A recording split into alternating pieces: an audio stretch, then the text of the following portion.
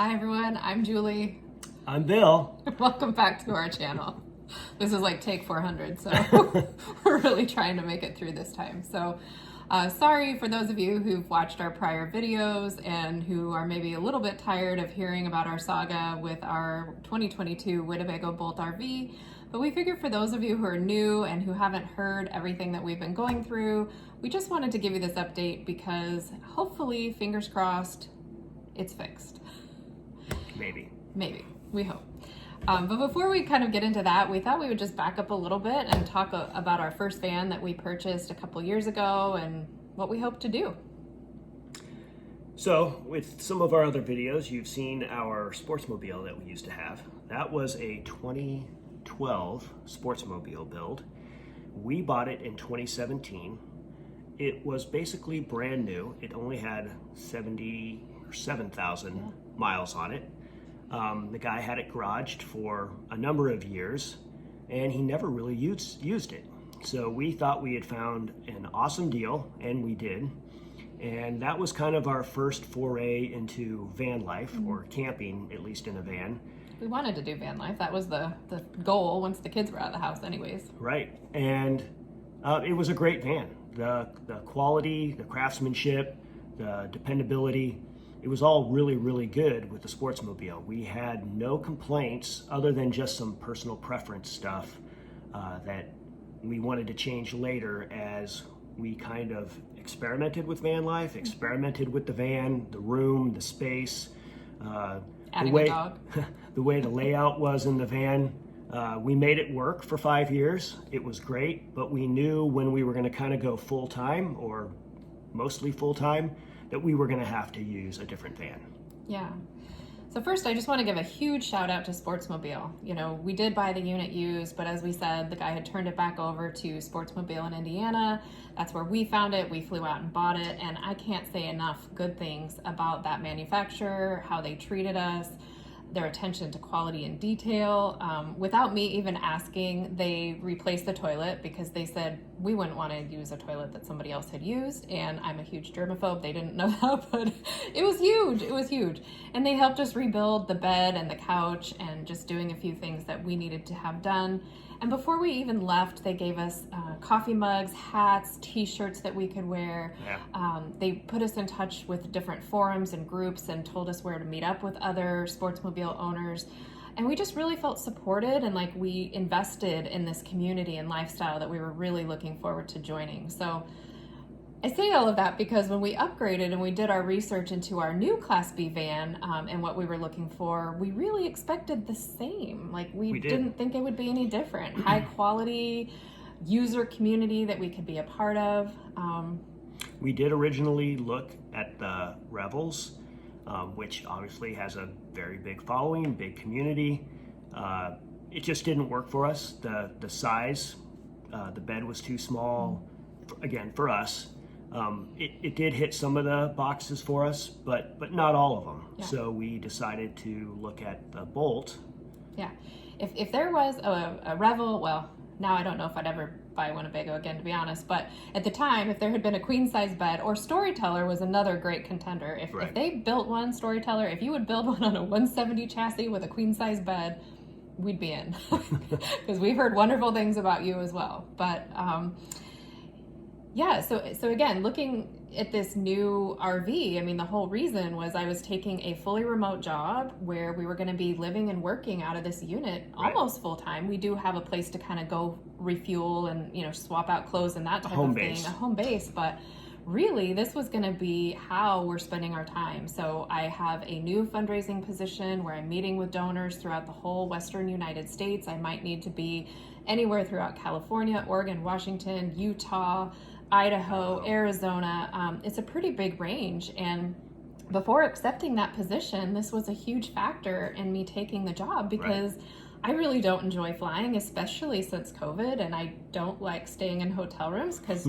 germs. So, you know, and being able to make your own food and have my husband come with me on my travels, I mean, it was just super important to us. And We share all of that because the dealer knew it. They knew we were having to sell our Sportsmobile before we could buy the new unit. They knew I was accepting the job. They knew my start date was June 20th. We tried buying the van June 10th. As soon as we drove it off the lot, tried to do an initial shakedown and quickly discovered there was a major issue with one of the components that we really needed, which is the Volta battery system. Right. So when Winnebago installed that Volta system, it's supposed to be able to charge from the alternator within about 2 hours of driving down the road. It also has solar, supposed to charge from that. It wasn't charging from anything other than shore power. If you plugged it into shore power, it would charge the Volta system, but no other system would charge it. So we had a mobile tech come out, and he did some diagnostics, and he had Winnebago and Volta on the phone, and they told him what to check. So by checking the alternator was fine. It was the alternator control box. They also recommended changing out the 3,500 watt inverter because there was some fan noise that was in there that did not sound normal, and the Voltatech told them there's no usable parts, so let's swap that out. And then as far as tracing the solar issue, it was a relay behind the shower that you have no access to. So at that point, the mobile tech says, I can't do any more work on your unit. This has to go to a dealer because they can pull out cabinets, they can pull out showers. And we didn't want any of that to happen, but if that's what had to happen to get to the relay, that's what had to that's happen. what had to happen.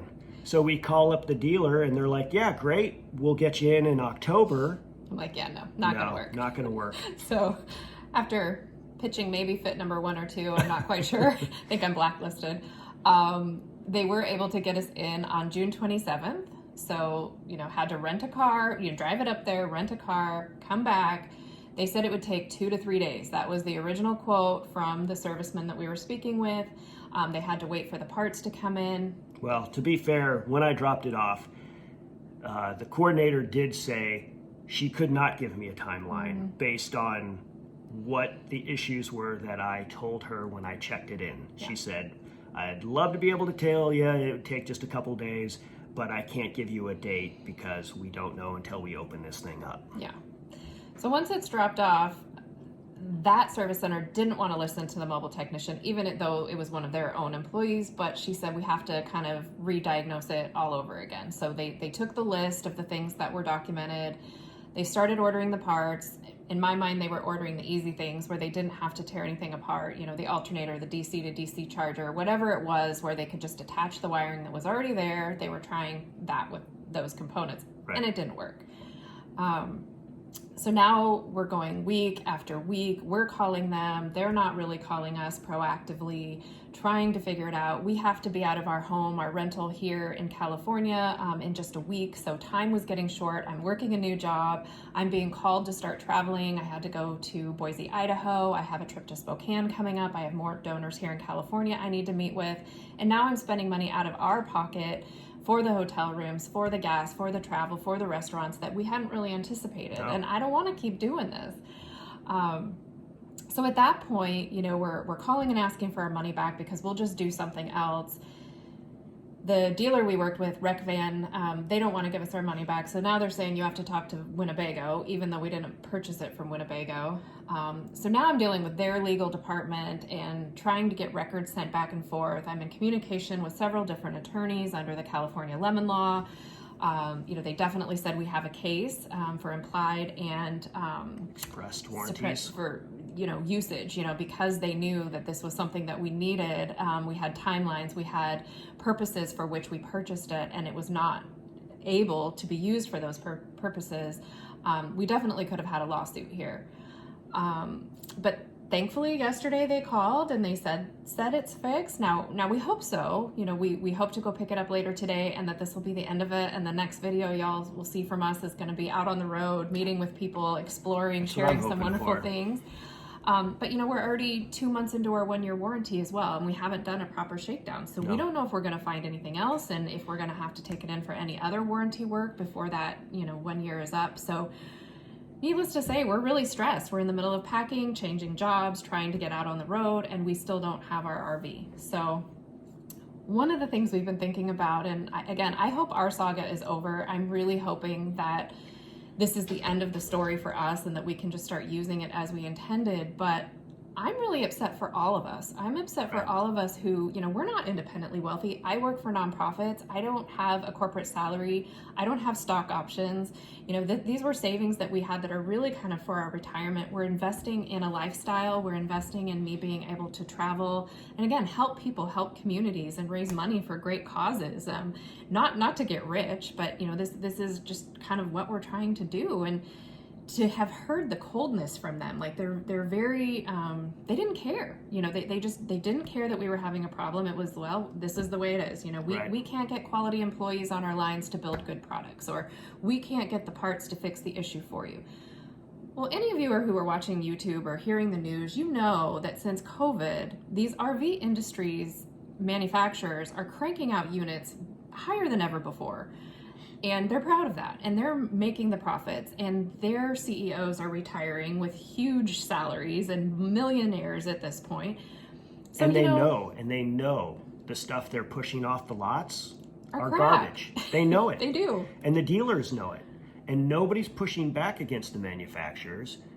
They just are receiving the units and going, well, I guess we got nothing else to do but then sell them to you guys. Yeah. And then we wait and hope to get them fixed. So I say the industry's broken and we need some reform. And again, not just for us, because hopefully ours is fixed, but I want to fight for all of you. We're spending $200,000 plus. We know there are some units out there. I mean, if you're buying an earth roamer, which God forbid, I hope those are all great, but those are upwards of $1.5 million. So I know we're not, top of the line, but for us, it's a huge sacrifice. So for all of us, I really think it's time to start pushing some legislation change and getting with our different legislators. I want to start a letter writing campaign. I want to daylight this. I want to talk about what's happening in the industry. I want to talk about what's happening to those of us who are purchasing these units, how it's affecting us.